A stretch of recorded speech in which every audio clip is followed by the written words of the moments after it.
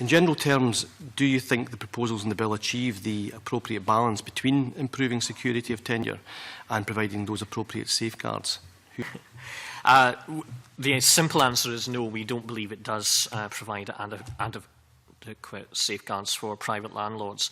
I think the important thing to emphasise is that we have no objection to greater security of tenure for tenants. Landlords are in the business of letting properties. We want tenants to stay for as long as possible in our properties. However, landlords are investors. They feel that they need the right to be able to bring those tenancies to an end if the need arises. We support more secure tenancies and greater flexibility in tenancies. I think John's amply illustrated some of the issues with no-fault, or the end of no-fault, what's called the end of no-fault possession. I think the standard framework that's been proposed for the tenancy framework is not going to be flexible enough to deal with certain groups, especially the likes of students, many of whom only want 9 to 10 months leases. If the landlord's not able to set a defined tenancy period, they may regard letting to students as more risky and complicated, reducing any supply to this kind of key tenant group. Rent controls, I think, are our other main concern. I think even if they're relatively soft, i.e. with focused on rent pressurised areas where direct government permission is needed to intervene, it's likely to cause disinvestment. It's likely to be seen as the thin end of the wedge by many small and large investors. And the evidence that rents are out of control and therefore need capping, I think, is pretty flimsy. John. But the comments that have been made about the student market is demonstrative of how large a part of the market there is that is actually not being adequately catered for in what is currently being set out. The idea for longevity of tenancy is a good one, but it only really applies to about 25% of the market.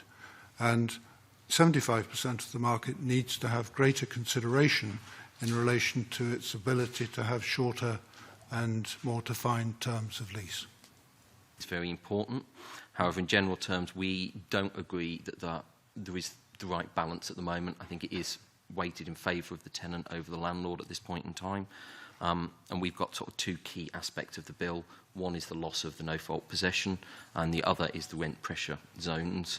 And we're worried that, we've heard particularly about the student market already today, that there are parts of the market that, whilst the aims of the bill are very laudable, they will have unintended consequences and actually end up hurting the people that they are designed to try and help. Okay, thank you. That's helpful. As a letting agent, I think one of the main concerns we're going to be is investors coming into the market.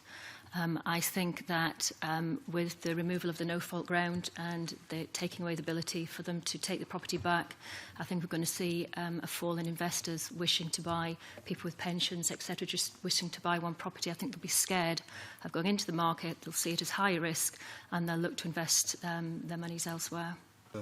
Is it appropriate a landlord or their agent can evict somebody from their home without a specific reason? No-fault possession grounds are used predominantly because they are the easiest method of regaining possession of the property. Possession grounds take a lot longer to actually go through the courts, as Jonathan was mentioning earlier. Having the no-fault possession ground means that landlords have a degree of certainty that they will get their property back. And when we are talking about the sort of investment that we need into the private rental market to actually deliver the number of houses and the quality of the houses that we have, giving landlords the certainty that they will get their property back if they want it back, is actually a very vital part of how the private rented sector has grown since the regulatory liberalisation of 1988 Housing Act. You seem to be arguing no balance at all. Basically, all the balance of power, as it were, is in the landlord's hands in those circumstances. I think we need to factor in the difference between the legal framework and what is normal business practice. A landlord is not going to evict a tenant because they've had enough, they want a new tenant. The most effective way of generating rental income is having a long, well-maintained tenancy, paying the mortgages.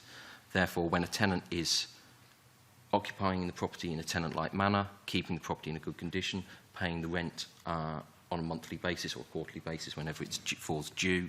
The landlord and the agent will want to keep that tenant for as long as humanly possible, because you don't know whether the next tenant is going to behave in a tenant-like manner. It's going to cause antisocial behaviour. It's going to damage the property. It's going to pay the rent on time. And therefore, whilst we are talking about the legal framework here, we have to factor in what is common business practice. And even when we've got 6-month, 12-month tenancies, if the tenant is a good tenant, the landlords and the agents are unlikely to increase the rents at renewal stages because they want to keep that tenant. They want to incentivise that tenant to stay. Therefore, landlord possession cases only come about when there is a problem. It is not, I've had enough of this tenant, I want another tenant, because you have to factor in the actual costs involved in ending one tenancy and starting the next in terms of loss of rent. You've also got the void period to cover, letting agent fees a second time, all the marketing activities. So we are talking a considerable amount of money, and the idea of putting up a rent by maybe £10 a week will be negated if that tenant leaves, and the landlord will end up making less money because of the void periods and tenancy changeover costs. Promote a more, a better discussion, because I feel a wee bit we're locked into a situation whereby so far witnesses have suggested the status quo is almost perfect, and that there's therefore no need for the legislation. And I'm beginning to think I must live in a parallel universe where maybe things aren't quite so perfect, because first of all, looking at my inbox, I'm currently dealing with, and have had over the last 4 years, a great number of cases that seem to indicate to me that things are not as have been suggested here this morning. Mr. Mackenzie, I think you're absolutely right. There is definite opportunity for improvement. I couldn't agree with that more. The cases that you talk about are, I'd suggest, not frequent in terms of how one looks at the overall market. It's not to say they don't exist. They do exist. And compliant landlords, compliant letting agents, we all wish to try and rid the marketplace of that kind of practice. And the reason that we're sitting here right now is because there is a large consensus amongst the marketplace to actually try and get this right. And one of the deterrents in achieving that is bad landlord practice from landlords and letting agents too. The other thing I find my experience of the no-fault ground is antisocial behaviour. You know, we have maybe instances where tenants are creating really happy environment for their neighbours. And the quickest route really to sort out that problem would be to give notice on the no-fault ground. By having a no-fault ground to end the tenancy will enable us to deal with that situation quickly. Institutional investors particularly who were looking at Scotland are seeing the other nations of the United Kingdom as better investment opportunities. So they are dealing with the investors who have these student blocks and are considering building more of them in Edinburgh, and there is a big fear that some investments will be withdrawn if this goes ahead, and some exemptions should be made, if not allowing a new ground for eviction.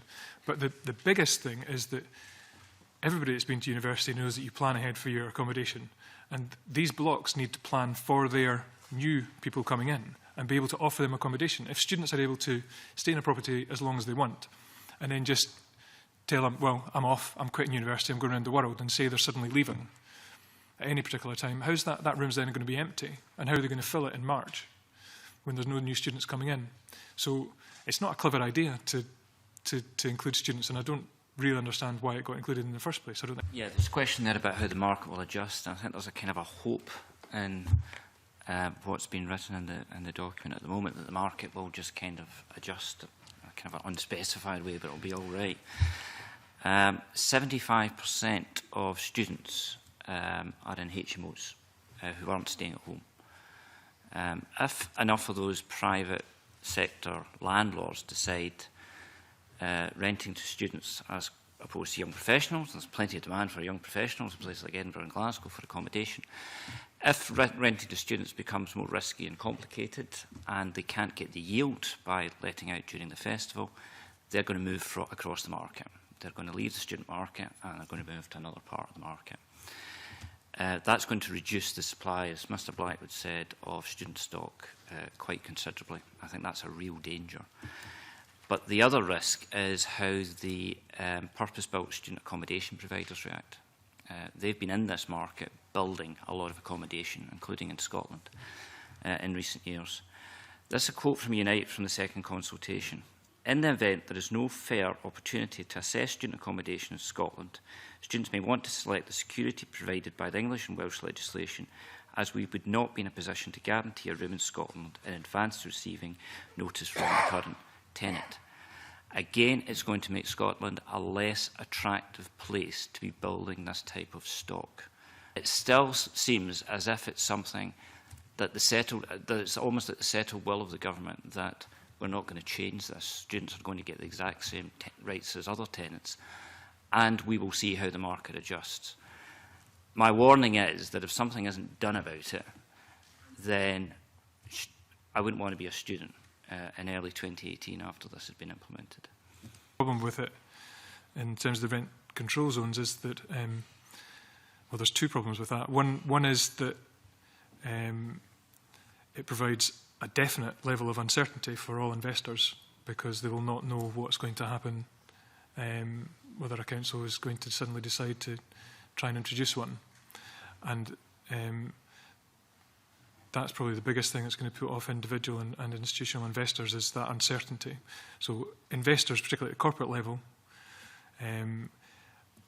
are just not going to look at it if that comes in certain areas. And so, as I said, we speak directly to a small number of investors, but I'm sure that Dr Boyle speaks directly to many more, where they're just saying that if this actually is enacted as it is, then they will not invest here.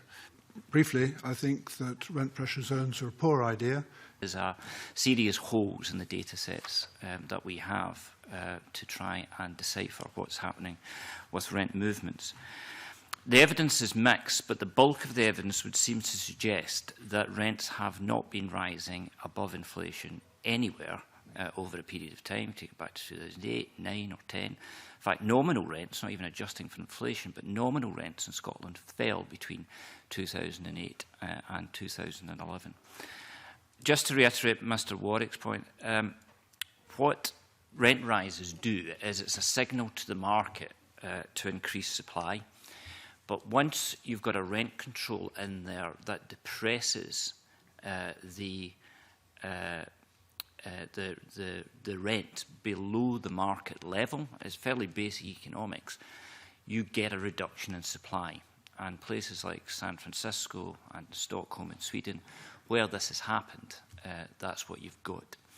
And in Stockholm now, if you want to rent a flat in the city centre, your letting agent will tell you come back in 10 years. Because the Movers and Shakers conference, which I attended, and there was a number of other people here who were at that in Edinburgh, and that was to bring together all the investors, the developers, the housing associations, government. The Housing Minister made an announcement on the new bill and its measures at that conference. I would ask people to go and look at the list of attendees at that conference. There were very few of the big actual investors and funds present. The following week, they had a similar conference down south. They were all there. And I think that shows where Scotland is now on the radar for this type of investment. Well, even when property prices were actually rising. So some of the recent rental increases in Edinburgh have actually just been catching up with that underlying yield of between 4% and 6% gross yield. So there isn't evidence for the requirement for rent controls. What there is evidence for is the requirement for more housing. I'd just like to go back to the student issue. Just one final comment. The consumer is at the heart of this bill, and what we're trying to do is we're trying to deliver product for them.